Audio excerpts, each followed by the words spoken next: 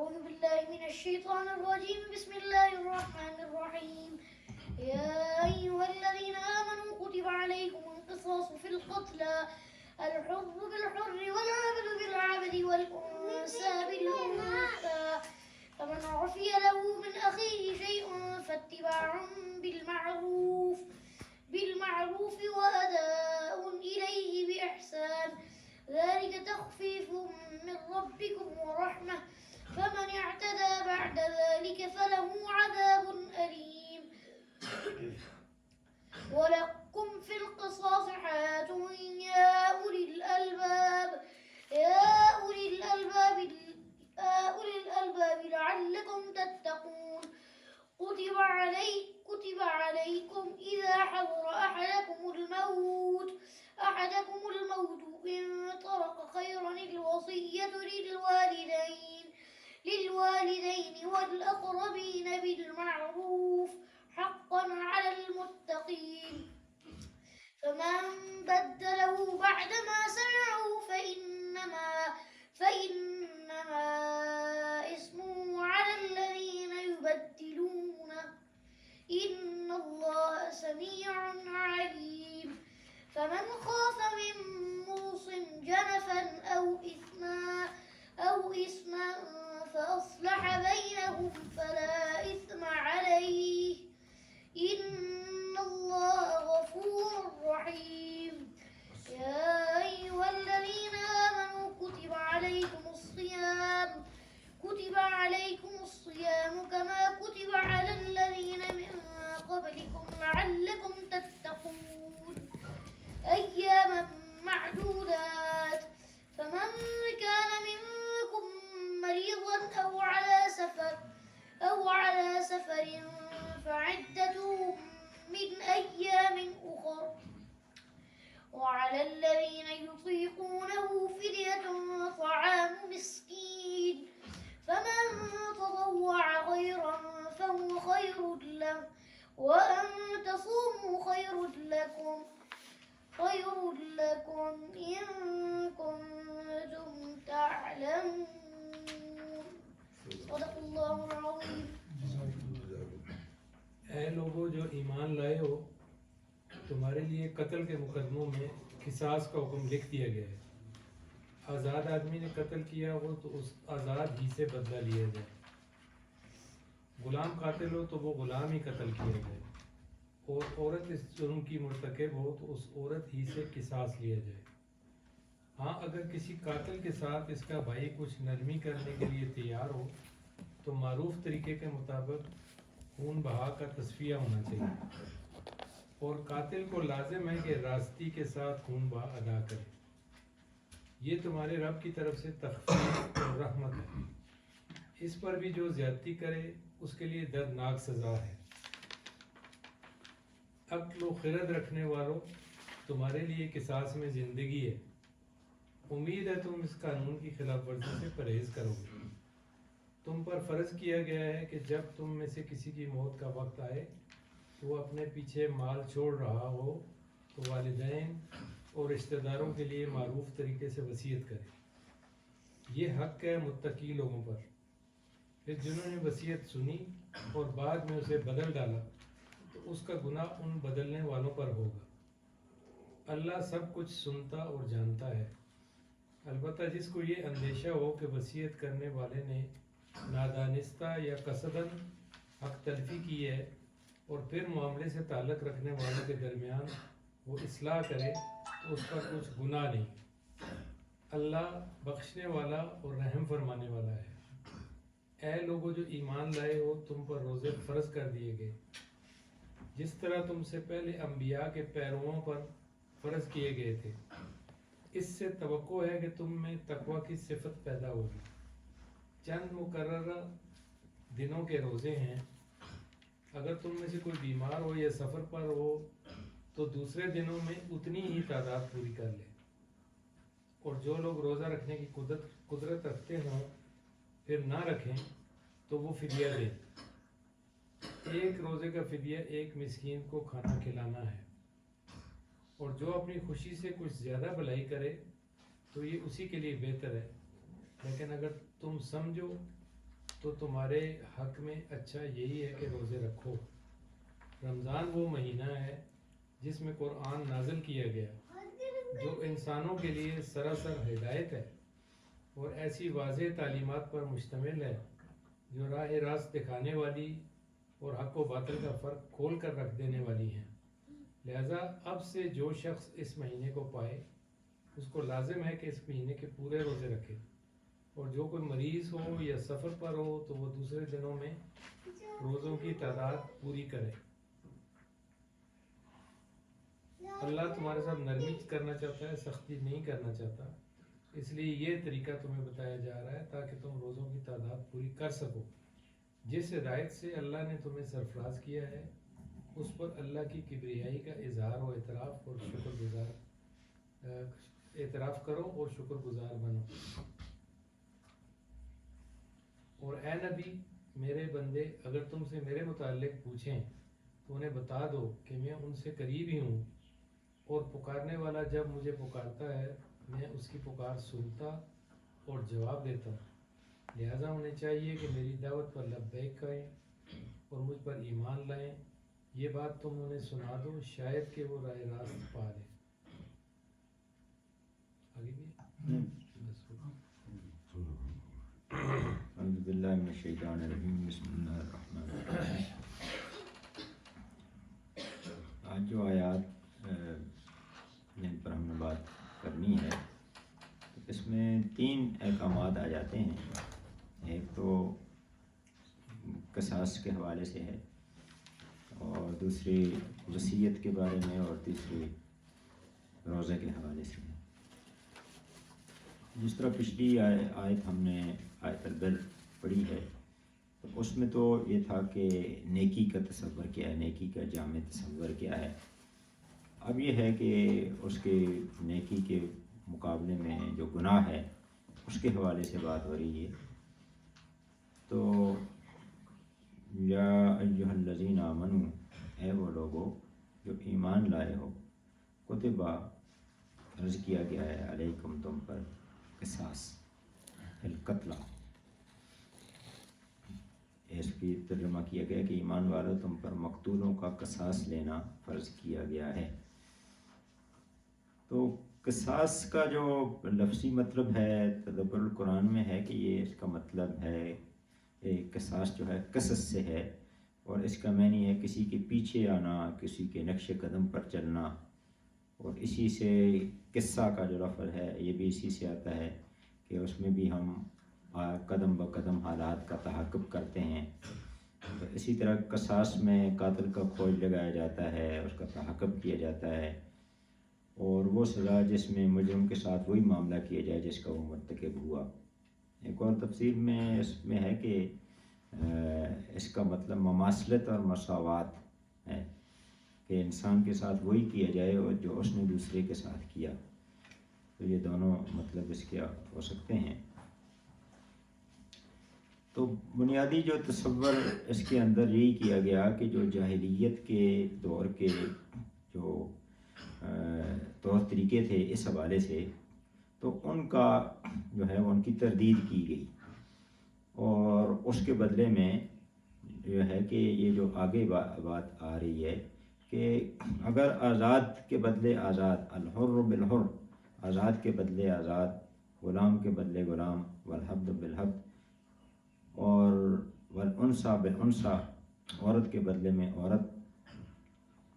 تو یہ جو الفاظ ہیں اصل میں اس کی وجہ یہ ہے کہ جو جاہلیت کا دور تھا اس میں اہل عرب کے اندر بھی اور یہود و نصارہ کے اندر بھی اس حوالے سے جو تصورات پائے جاتے تھے وہ انصاف کے اصولوں کو پورا نہیں کرتے تھے۔ تو ایک بدامنی کی کیفیت تھی، اس کو اسلام نے آ کر ایک رول آف دی لا، قانون کی حکمرانی کے اندر تبدیل کیا، اور اس میں یہ ہے کہ نبی کریم صلی اللہ علیہ وسلم ہمیشہ یہ جو وہ اپنے صحابہ سے بات کرتے تھے تو اس میں ایک ایسے نظام کا تصور پیش کرتے تھے کہ جس میں لوگوں کی جان اور مال محفوظ ہوگی۔ یعنی اگر ہم قرآن کی آخری صورتیں دیکھیں، صورت والحادیات جو ہے،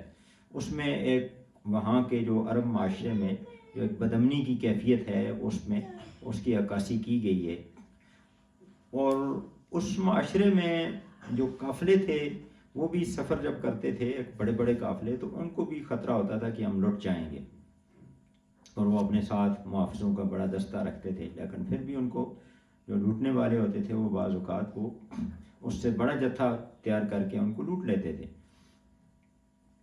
تو اس میں اور یہ ہے کہ اکیلا بندہ جو ہے وہ تو اس کی کوئی سیفٹی تو تھی ہی نہیں. اسی طرح لوگوں کے صورت العادیات کے اندر جو ہے وہ یہ ہے کہ لوگوں کے گھروں کے اندر، وہ گھر کے اندر بھی لوگ محفوظ نہیں تھے، کہ صبح کے وقت جو ہے اس میں لوگوں وہ ان پر شب خون مارا جاتا تھا اور لوگوں کو قتل کر دیا جاتا تھا. تو اس کیفیت کے اندر اب مکہ میں نبی کریم صلی اللہ علیہ وسلم ابھی بظاہر کوئی نظر نہیں آتا کہ وہ کسی حکومت کے ہیڈ ہوں گے اور حکمران بنیں گے اور نظام تبدیل ہوگا. تو مکہ میں نبی صلی اللہ علیہ وسلم بیٹھے ہوئے ہیں خانہ کعبہ کے پاس، چادر پر ٹیک لگائے ہوئے بیٹھے تھے، اور حضرت خباب رضی اللہ تعالیٰ عنہ کے پاس آتے ہیں اور وہ ان کے کہتے ہیں کہ آپ ہمارے لیے مدد کیوں طلب نہیں فرماتے. تو حضرت خباب رضی اللہ تعالیٰ عنہ کا چونکہ وہ ایک غلام تھے تو ان پر اسلام لانے کی پاداش میں بہت زیادہ سختیاں کی جا رہی تھیں،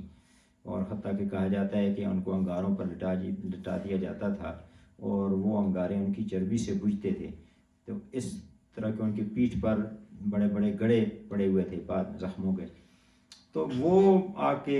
یہ جب نبی کریم صلی اللہ علیہ وسلم کو فرماتے ہیں، یہ سخت چونکہ مشکلات کا دور تھا، کہ یا رسول اللہ صلی اللہ علیہ وسلم آپ ہمارے لیے مدد کیوں نہیں طلب فرماتے، ہمارے لیے اللہ سے دعا کیوں نہیں مانگتے، کہ مطلب یہ ہے کہ ہم تنگ آ چکے ہیں اس تکالیف کے دور سے. تو نبی صلی اللہ علیہ وسلم فرماتے ہیں کہ تم سے پہلی امتوں کے لوگوں کے لیے گڑھا کھودا جاتا اور انہیں اس میں ڈال دیا جاتا، پھر ان کے سر پر آرا رکھ کر ان کے 2 ٹکڑے کر دیے جاتے، پھر بھی وہ اپنے دین سے نہ پھرتے. لوہے کے کنگے ان کے گوشت میں دسا کر ان کی ہڈیوں اور پٹھوں پر پھیر دیے جاتے، اور پھر بھی وہ اپنا ایمان نہ چھوڑتے.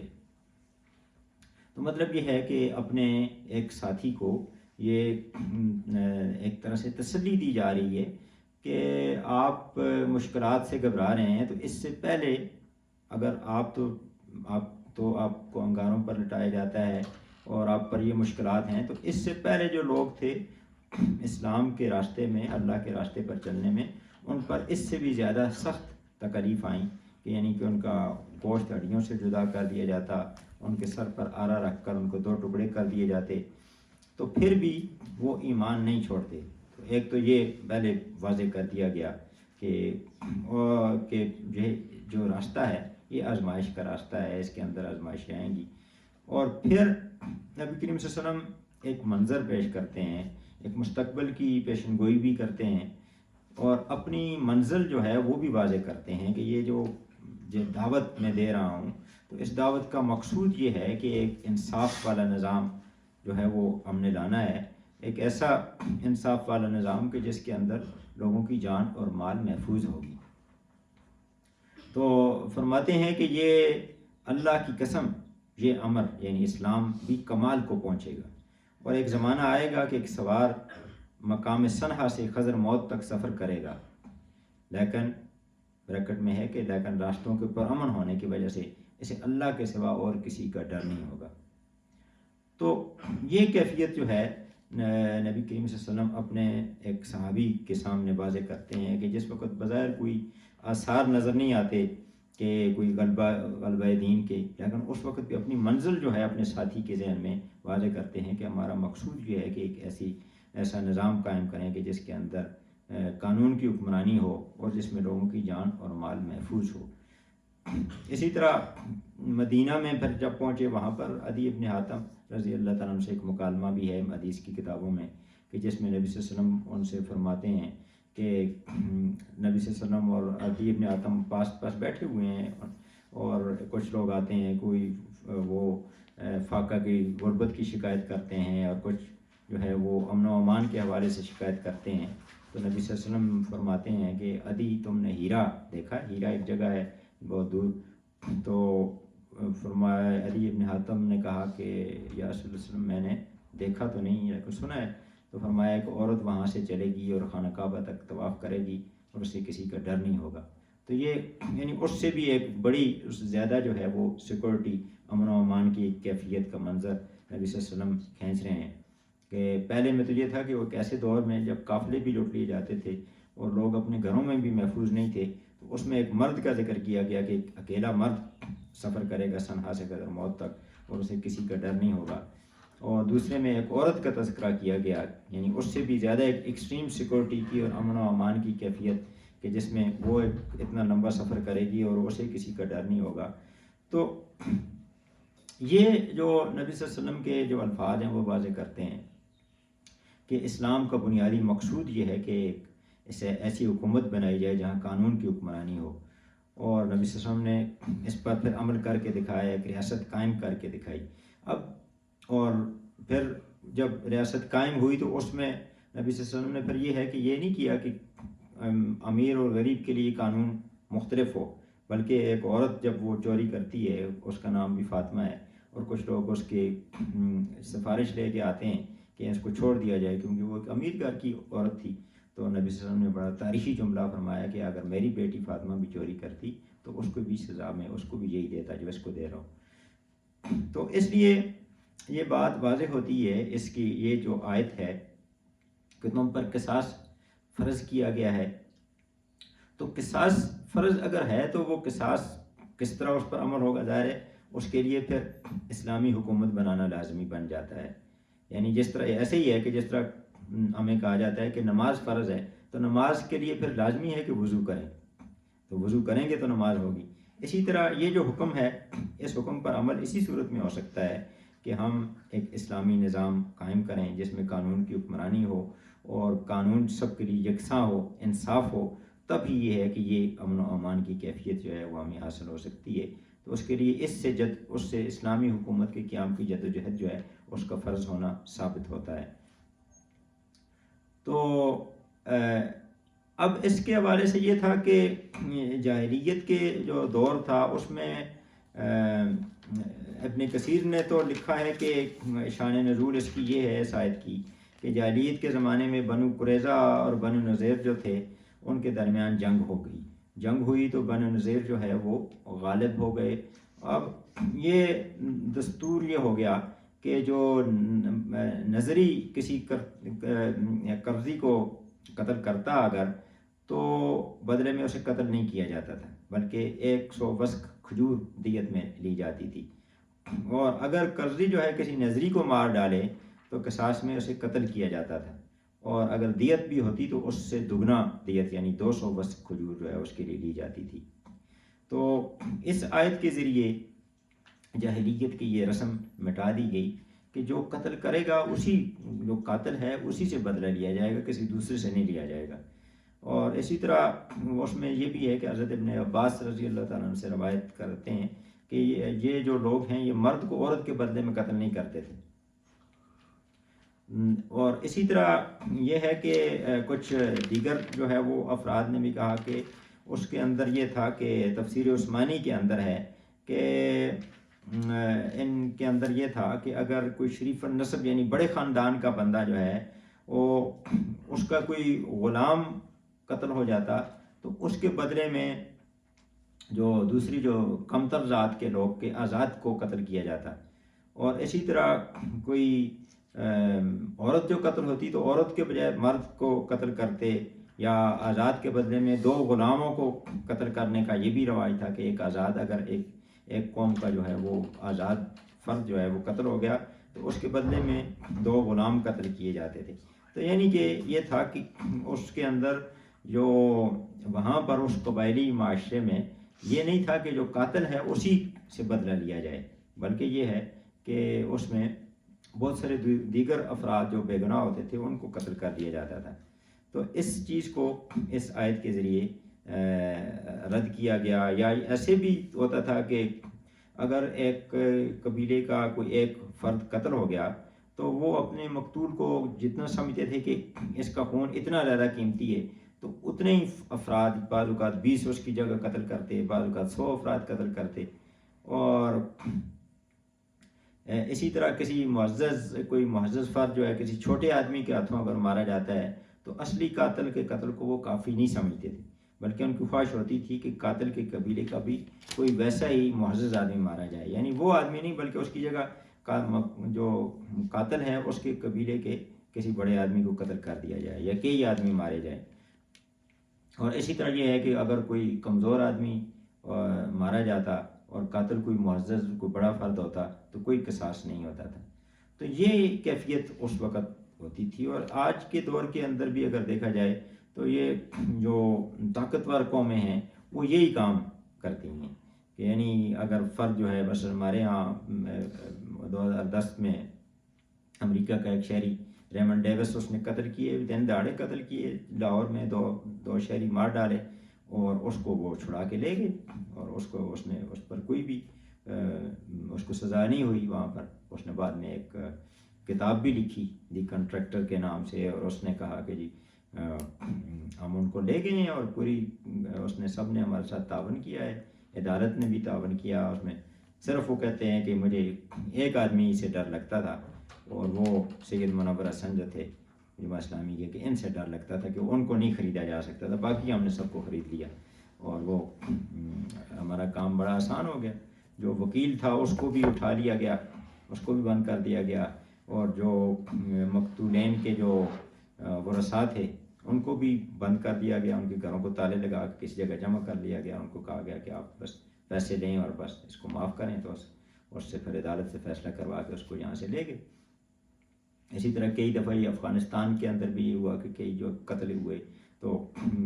بہت سارے لوگوں نے انہوں نے جو اتحادی افواج ہیں انہوں نے ویسے ہی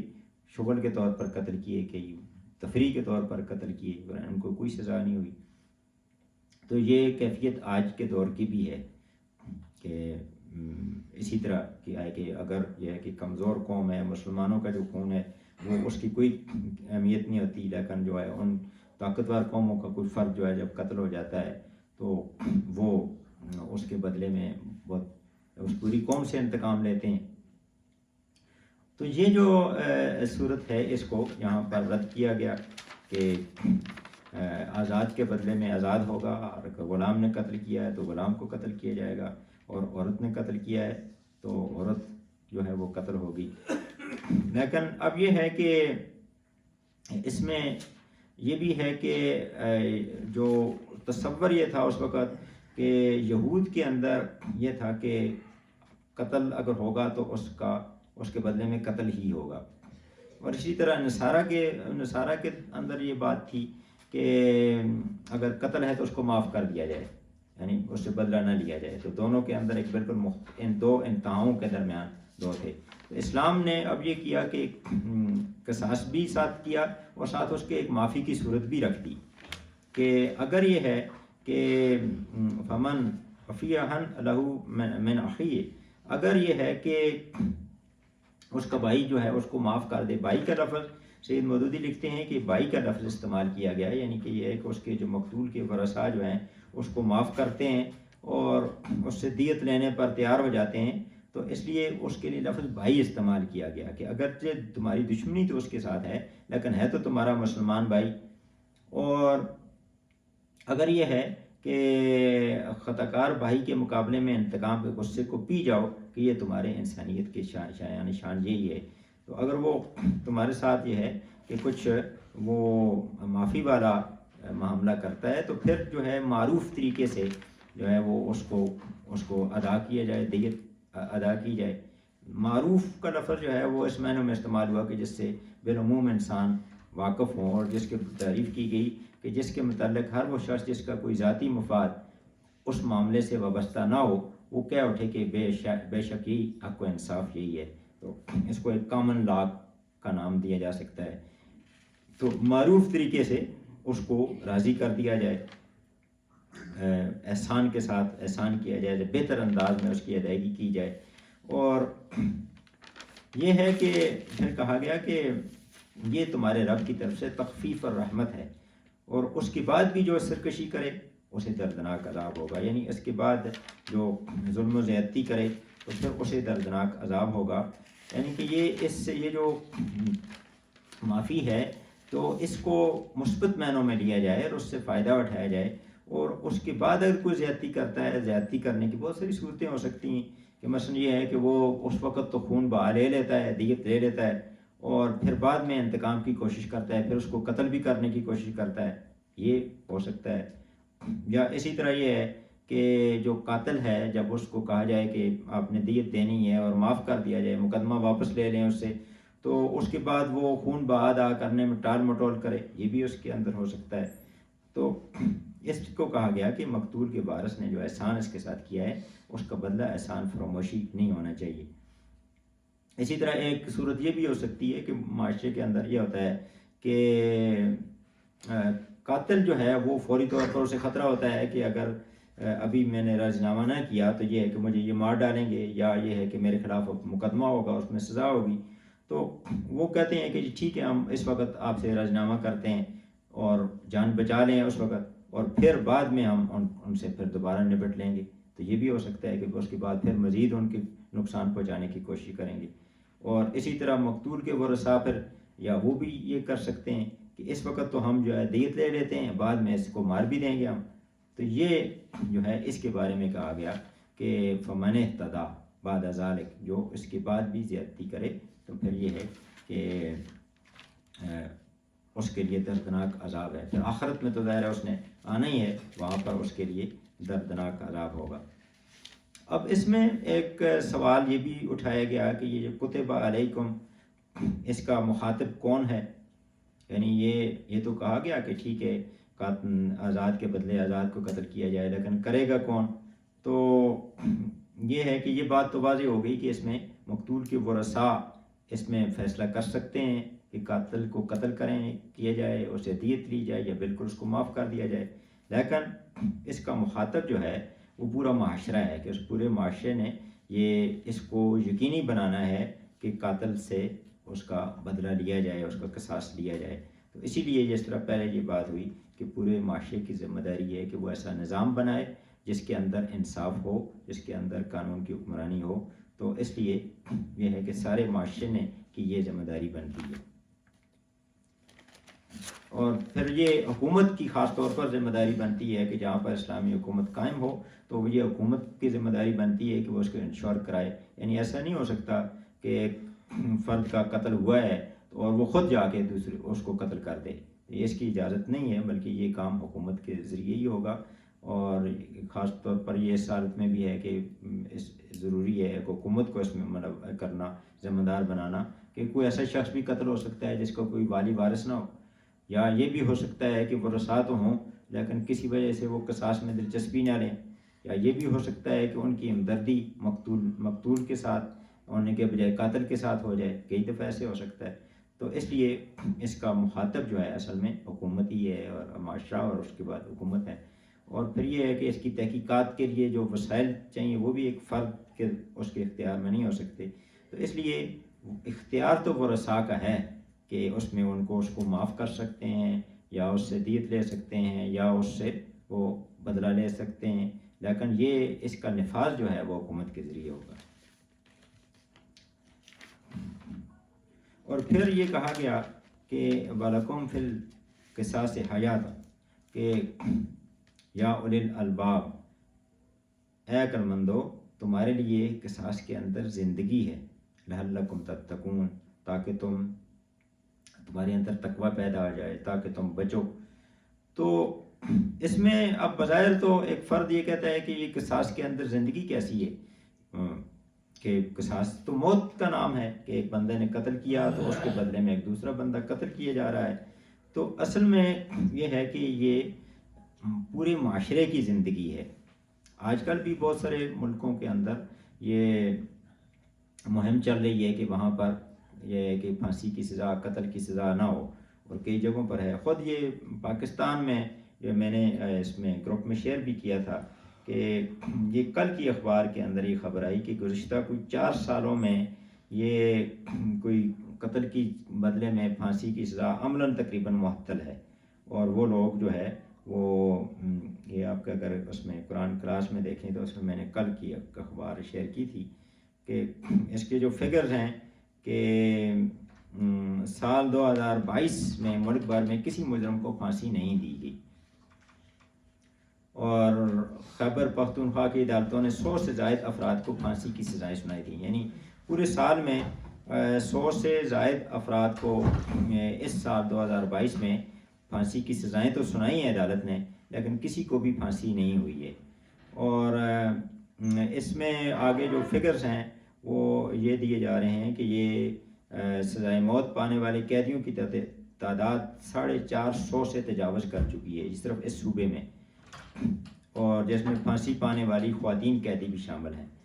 اور رواں سال کے دوران خیبر پختونخوا سمیت ملک بھر میں کسی بھی مجرم کو پھانسی کی سزا نہ ہو سکی، اور ملک بھر میں پھانسی کی سزا غیر اعلانیہ طور پر گزشتہ 4 سالوں سے تقریباً نہیں ہوئی ہے. خیبر پختونخوا میں پھانسی کی سزا پانے والے اس وقت صوبے کے مختلف جیلوں میں زیر حراست ہیں. اور یہ خبر جہاں پر آئی ہے بالکل اس کے ساتھ اوپر جو ہے یہ ایک مقتول کی خبر ہے جس کو پرسوں قتل کیا گیا. یہ اگی میں ایک جوان بندہ ہے جس کی ایک تصویر ہے ادھر، اور اس کے بعد دوسری طرف اس کی قتل کی ہوئے اس کی تصویر، اس کی لاش کی تصویر ہے. تو یعنی یہ دونوں خبریں جو ہیں یہ ایک ہی وقت میں کل کی اخبار میں آئی ہیں کہ ایک طرف وہ ہے اور دوسری طرف یہ صورتحال ہے. تو یہ جو خبر ہے یہی اصل میں یہ واضح کر رہی ہے، اس آیت کی جو صداقت ہے اس سے واضح ہو رہی ہے کہ قصاص کے اندر زندگی ہے، کہ معاشرے کی زندگی ہے. اگر یہ ہو جائے اس طرح شروع ہو جائے جس طرح ہم نے بھی شروع کیا ہوا، اور مغربی دنیا میں بہت سارے ملکوں میں یہ اس کی سزا نہیں ہو رہی، اور شاید انہی کی دباؤ پر ہم بھی یہ کام کر رہے ہیں کہ ہم اس میں یہ قصاص پر عمل نہیں ہو رہا. اگرچہ عدالتیں تو یہ ہے کہ پہلے تو یہ ہے کہ عدالتی نظام کے اندر بھی سزائیں جو ہے بہت دیر سے ہوتی ہیں، اور لیکن یہ ہے کہ چلیں سزا ہوئی بھی ہے، اگر 100 بندوں کی کو سزا ہوئی ہے تو ان میں سے کسی کو پھانسی نہیں ہوئی. تو یہ کہا گیا کہ اس کے اندر معاشرے کو کہا گیا کہ اگر یہ ہے کہ آپ جو ہے اس سے جان چھڑائیں گے تو پھر یہ ہے کہ پھر پورے معاشرے کے لیے یہ خطرہ ہے، کیونکہ قاتل صرف ایک شخص کو قتل نہیں کرتا بلکہ ایک قانون کو قتل کرتا ہے جو سب کی جان کی حفاظت کا ضامن ہے. تو اس نے در حقیقت جو ہے وہ اس قانون کو، اس سیکورٹی کو جو ہے، جو ایک فرد کی جو ہے ایک اس کو تحفظ کا جو احساس ہوتا ہے، تو اس کو اس نے خراب کیا. تو اس کے بارے میں کہا گیا کہ، اور پھر یہ کہا گیا کہ یا اولی الالباب، یعنی صرف عقل رکھنے والے لوگ ہی اس کو سمجھ سکتے ہیں کہ اس کے اندر جو ہے وہ معاشرے کی زندگی ہے. اور اس میں اور کہا گیا کہ پھر اہل عقل کو خاص طور پر توجہ دلانے کی وجہ کیا ہے کہ جذبات جو ہیں بعض اوقات وہ اس میں مزاحم ہو جاتے ہیں، قانون قصاص کے نفاذ میں مزاحم ہو جاتے ہیں. مثلا یہ ہو سکتا ہے کہ قاتل جو ہے وہ ایک مقتول ایک بھائی ہے اور دوسرا بھائی اس کا قاتل ہے، تو والد جو ہے اس میں جذبات میں آ کر جو ہے وہ کہے کہ جی میں مقدمہ نہیں کرتا، اور اس کو تو وہ بھی جو ہے کہ تو یہ اس لیے کہا گیا کہ اس میں عقل سے کام لیا جائے، تاکہ یہ ہے کہ یہ پوری معاشرے کی زندگی جو ہے وہ اس کے اندر ہے. اس کی جو تشبیہ دی گئی کہ جو لوگ یہ کہتے ہیں کہ اب ایک بندہ تو قتل ہو گیا تو دوسرا بندہ جو ہے وہ اس کو قتل نہ کیا جانا چاہیے، اور وہ یہ دلیل پھر یہ دیتے ہیں کہ یہ قتل جو ہے اصل میں یہ اس نے ذہنی طور پر بیماری کی وجہ سے کیا ہے، کہ اس کے اندر یہ جذباتی بے اعتدالی ہے، عقلی عدم توازن ہے، ذہنی انتشار ہے. تو جس طرح باقی بیماریوں کے لیے ہم اس کو مارتے نہیں ہیں بلکہ اس کا علاج کرتے ہیں، تو اس طرح اس کی اصلاح کی جانی چاہیے، اس کا علاج کرنا چاہیے، اس کی تعلیم و تربیت ہونی چاہیے. تو اس کا جواب یہ دیا گیا کہ یہ ایسی بیماری ہے کہ اگر اس کا جو ہے وہ یہ سزا نافذ نہ کی جائے تو یہ بیماری متحدی ہو جائے گی، پھر ہر ایک قتل کرنا شروع ہو جائے گا. اور یہ اس کی حیثیت جو ہے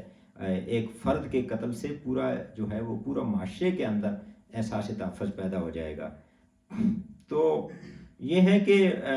اس کی مثال دی گئی کہ جس طرح ایک جسم کا ایک حصہ ہوتا ہے، اگر وہ گل سڑ جاتا ہے یا اس کے اندر کوئی انفیکشن بہت زیادہ شدید ہو جاتا ہے تو پھر یہ ہے کہ ڈاکٹر کو اسے سنگ دلی اختیار کرتے ہوئے اس حصے کو کاٹنا پڑتا ہے. اگر وہ نہیں کاٹے گا تو پھر اس صورت میں پورا جسم جو ہے وہ خراب ہو جائے گا. تو معاشرہ ایک جسم کی طرح ہے، اور یہ جو اسلام کے قانون قصاص ہے تو اس کے ذریعے سے اس کو انجیکشن لگایا جاتا ہے، اور اگرچہ بظاہر اس وقت درد محسوس ہوگا، لیکن اس سے یہ ہے کہ وہ پورے معاشرہ جو ہے اس کی زندگی اس سے وابستہ ہے۔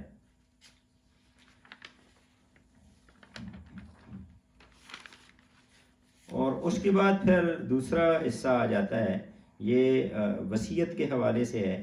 کہ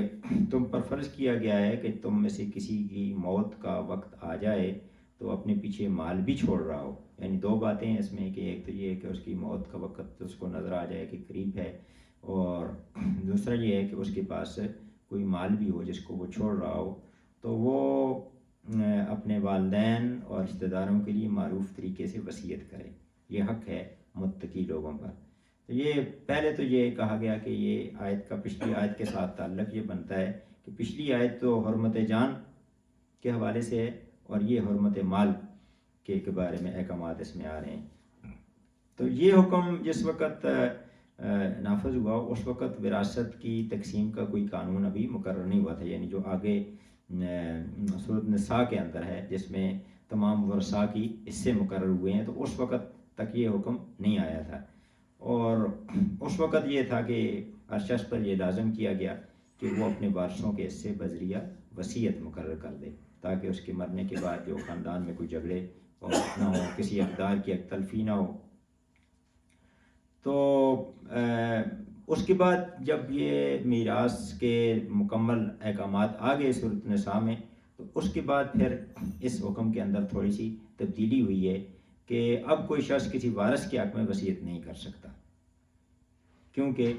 اور وصیت کے ذریعے ان کے حصوں میں کمی بیشی نہیں کر سکتا۔ یعنی ایسا نہیں ہو سکتا کہ ایک وارث ہے اور اس کے وراثت سے اسے وصیت کے ذریعے محروم کر دیا جائے، یا کسی کا جو حق بنتا ہے اس سے زیادہ اس کو دے دیا جائے، ایسا نہیں ہو سکتا۔ دوسری بات یہ ہے کہ وصیت کل جائیداد کے صرف 1/3 حصے کی جا سکتی ہے، 2/3 مال جو ہے اس کا وہ سورۃ النساء کے جو احکامات ہیں ان کے مطابق اس کے وارثوں کے اندر تقسیم ہوگا۔ 1/3 کے لیے وہ غیر وارث افراد کے لیے بھی وصیت کی جا سکتی ہے، جو جن کو ڈائریکٹلی اس سے نہیں مل رہا کچھ بھی۔ تو یہ اسی لیے کہا گیا کہ یہ فرض ہے، کتب الفاظ استعمال ہوئے کہ یہ فرض ہے تم پر کہ یہ وصیت کرو۔ اور پھر یہ ہے کہ اس میں جو خیر کا لفظ ہے، خیر یا مال کے لیے لفظ استعمال ہوا ہے، جو لفظی مطلب ہے خیر جو ہے اس کا مطلب ہوتا ہے مطلوب اور مرغوب شے، اور اسی حوالے سے پھر یہ مال کے لیے استعمال ہونا شروع ہو گیا ہے۔ اس میں تدبر القرآن میں کہا گیا کہ یہ لفظ قرآن نے مال کے لیے استعمال کیا تو بالواسطہ طور پر اس غلط فہمی کو دور کر دیا کہ مال کوئی ناپاک چیز ہے، نجس چیز ہے، جو ربانیت کے تصور کے مطابق سمجھا جاتا تھا، اور اس میں اس کے تصور کے اندر یہ تھا کہ مال جو ہے وہ جو نیک لوگ ہیں ان کو مال کمانا ہی نہیں چاہیے۔ تو خیر کا لفظ مال کے لیے استعمال کر کے اس غلط فہمی کا سدباب کیا گیا کہ مال در حقیقت کوئی ناپاک و نجس چیز نہیں ہے۔ اور اسی طرح معروف کے حوالے سے یہاں بھی معروف کا جو لفظ استعمال کیا گیا تو اس کا بھی مطلب یہی ہے کہ جس کو عام عقل مانتی ہو، اور کہا گیا کہ یہ حقاً علی المتقین، یہ جو لوگ اللہ سے ڈرنے والے ہیں یہ ان پر حق ہے کہ وہ یہ کام کریں۔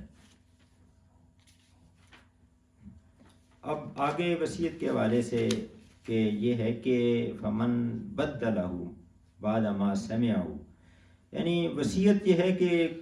ایک فرد لکھتا نہیں ہے اور لکھنے کے بجائے وہ وصیت زبانی کرتا ہے، اور اب جو اس کو سننے والا ہے تو اس کے پاس یہ امانت ہو گئی، اور اگر وہ اس کو بدل ڈالے تو پھر اس کا گناہ اسی پر ہے کہ جو بدل ڈالے گا، یعنی جو وصیت کرنے والا فرد ہے اس پر تو اس کو گناہ اس پر نہیں ہوگا، اور اسی طرح وصیت کو جو نافذ کرنے والے ہیں ان پر بھی نہیں ہوگا اس کا۔ جو وصیت جو ہے اس کے اندر تبدیلی کر دے اور کسی خاص غرض سے کے لیے، تو وہ گناہ جو ہے اسی پر ہوگا۔ بے شک اللہ تعالیٰ سمیع و علیم ہے، سننے والا اور جاننے والا ہے۔ تو یہ اس لیے کہا گیا کہ جو فرد جس نے وصیت سنی ہو تو وہ اسے چاہیے کہ یہ بات ذہن میں رکھے کہ اللہ تعالیٰ تو بہرحال سننے والا اور جاننے والا ہے، اس کو تنبیہ دی گئی، اس کو دھمکی دی گئی، جس طرح ہم کئی جگہوں پر لکھے ہوئے دیکھتے ہیں کہ کیمرے کی آنکھ آپ کو دیکھ رہی ہے، تو مقصد یہ ہوتا ہے کہ آپ ذرا ہوشیار رہیں کہ ایسا غلط کام نہ کریں. تو اسی طرح اس فرد کو بھی کہا گیا کہ یہ اللہ تعالیٰ سمیع اور علیم ہے، تو اس لیے جو وصیت اس نے کی ہے اسی طرح آگے لوگوں تک پہنچا دے اور اس کے نفاذ کے معاملے میں تعاون کرے. تو چونکہ اس قانون کے کہا گیا کہ اس قانون کے ٹھیک نفاذ کا تمام تر انحصار گواہوں کی امانت اور دیانت پر تھا، اور شریعت میں وارثوں کے حقوق کا تعین ابھی نہیں ہوا تھا، اس وجہ سے جو گواہ ہیں ان کی عظیم ذمہ داری اس میں تعین کی گئی کہ اگر رد و بدل کریں گے تو سارا بار گناہ ان کے سر پر ہوگا، نہ تو صاحب وصیت پر اور نہ ہی نافذ کرنے والوں پر. اور پھر یہ کہا گیا کہ وصیت کے حوالے سے ایک اگلا حکم آ گیا، فمن خاف من محسن جنفا، کہ جس کو یہ اندیشہ ہو کہ وصیت کرنے والے نے نادانستہ یا قصداً تلفی کی ہے. جنفن کا جو لفظ ہے اس کا مطلب ہوتا ہے مائل ہونا کسی ایک طرف، یعنی صحیح نیکی اور راستی سے ہٹ کر برائی اور ناانصافی کی طرف مائل ہونا. بے جا پاسداری یا جانبداری کا لفظ استعمال ہوا ہے. تو فمن خوف کا مطلب گمان کرنا، خیال کرنا، توقع کرنا، اندیشہ کرنا. تو اگر یہ ہے کہ انہیں یہ ہو کہ جو وصیت کرنے والا ہے اس نے جانبداری سے کام لیا ہے یا گناہ سے کام لیا ہے، تو پھر یہ ہے کہ اس کے اندر اصلاح کر دیں. فصلح بینہم، ان کے درمیان اصلاح کا رویہ اختیار کرے، یعنی خود ہی نہ کرے بلکہ یہ ہے کہ ان کو آپس میں بٹھا کے جو افراد ہیں جو اس کے ورثاء ہیں تو اس میں وہ اصلاح کر دے، اس کے اندر جو ہے وہ اس کے اندر تبدیلی کی جا سکتی ہے. یہ جو ہے اس میں کوئی گناہ نہیں ہوگا. تو یہ اس میں یہی بات کی گئی کہ وہ اگر واضح طور پر اس کو جانبداری اور وقت تلفی کا احساس ہو جائے تو پھر اس کے اندر اصلاح کر سکتے ہیں، مصالحت کر سکتے ہیں. اور اس کے بعد پھر آخر میں یہ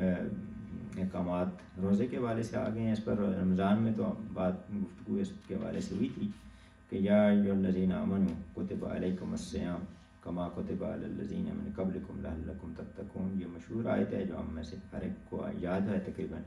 کہ اے لوگوں جو ایمان لائے اور تم پر روزے فرض کیے گئے اس طرح تم سے پہلے انبیاء کے پیروں پر فرض کیے گئے تھے، اس سے توقع ہے کہ تم میں تقویٰ کی صفت پیدا ہوگی. تو روزے کا جو بنیادی مقصد ہے وہ واضح کر دیا گیا. ایک تو یہ بات کی گئی کہ یہ کوئی روزہ کوئی نئی چیز نہیں ہے، تاکہ جو لوگ روزہ رکھنے والے ہیں تو جب ان کو یہ کہا جاتا ہے کہ دیکھیں یہ باقی لوگ بھی مثلا کسی کوئی بندہ جو ہے کسی اس کو خوف ہے کسی بیماری کی وجہ سے آپریشن کرانے کا، تو کہتے ہیں فلاں نے بھی کیا، تو اس کو وہ ڈر جو ہے وہ تاکہ اس سے ختم ہو جاتا ہے کہ سارے لوگ کر رہے ہیں یہ کام، یہ کوئی مشکل نہیں ہے. تو ان کو کہا گیا کہ یہ کوئی ایسی چیز نہیں ہے، یہ ہمیشہ سے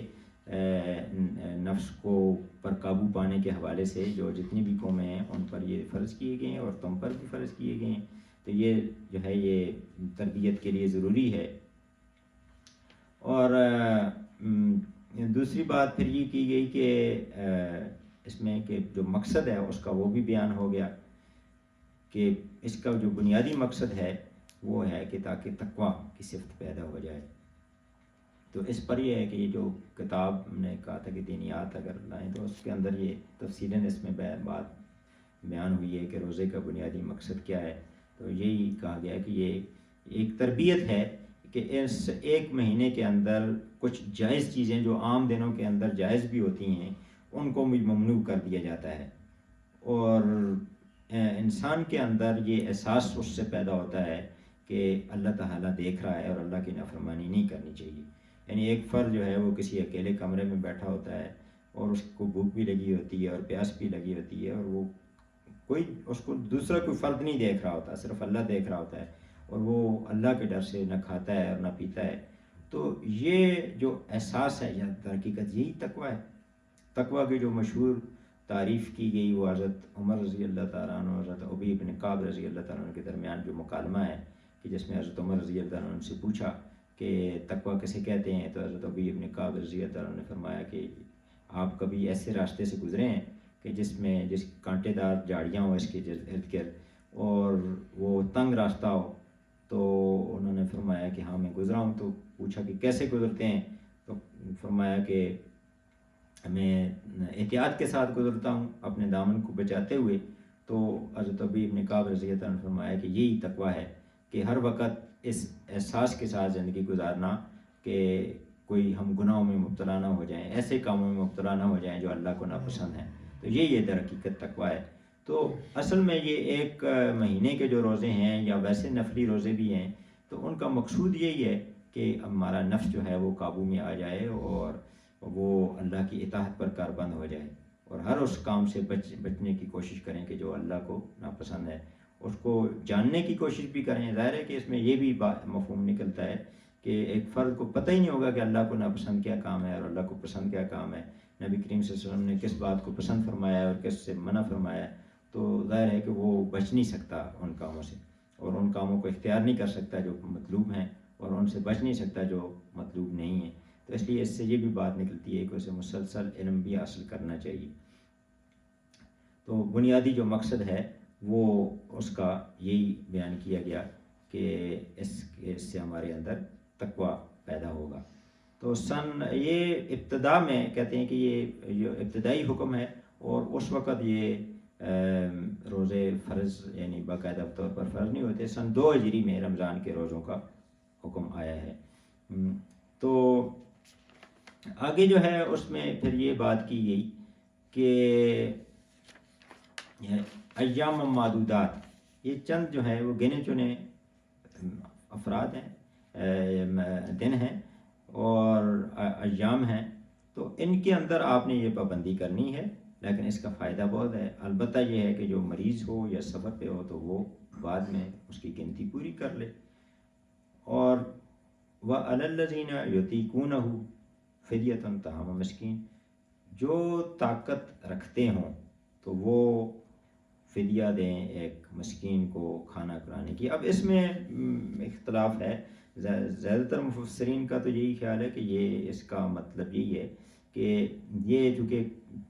جو اگلی آیت آ رہی ہے وہ رمضان کے روزوں کے حوالے سے آ رہی ہے، تو اس میں ابھی روزے فرض نہیں ہوئے تھے. وہ اس آیت کے مطابق روزے فرض ہوئے ہیں. تو اس وقت یہ تھا کہ روزے شروع میں 3 دن کے روزے تھے یا اس کے علاوہ، تو روزے جو ہے تھوڑے کیے گئے. تو اور اس وقت جو روزے تھے اس میں یہ بھی تھا کہ اس کے اندر یہ رعایت تھی کہ اگر کوئی روزہ نہ رکھے تو وہ اس کی جگہ فدیہ دے دے.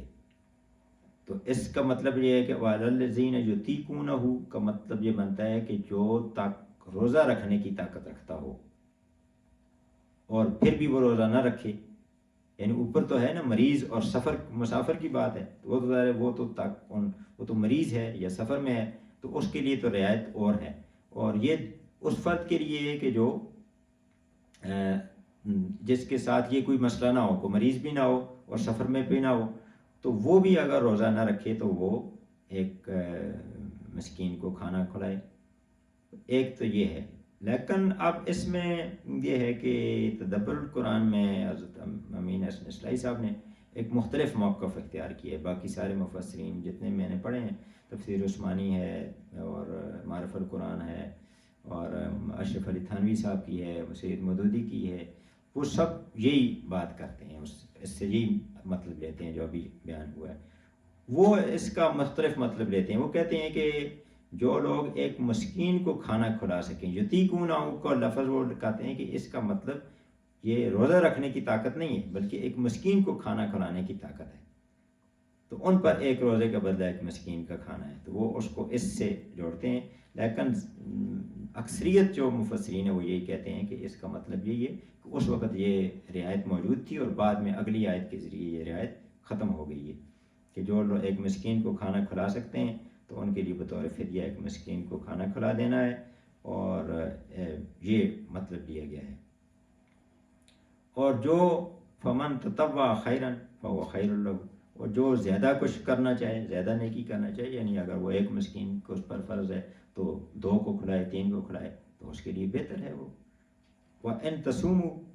اور اگر تم روزہ رکھو، خیر لکم ان کنتم تعلمون، یعنی یہ ہے کہ فدیہ دینے کے بجائے روزہ ہی رکھو اس کے بدلے میں، تو وہ تمہارے لیے زیادہ بہتر ہے.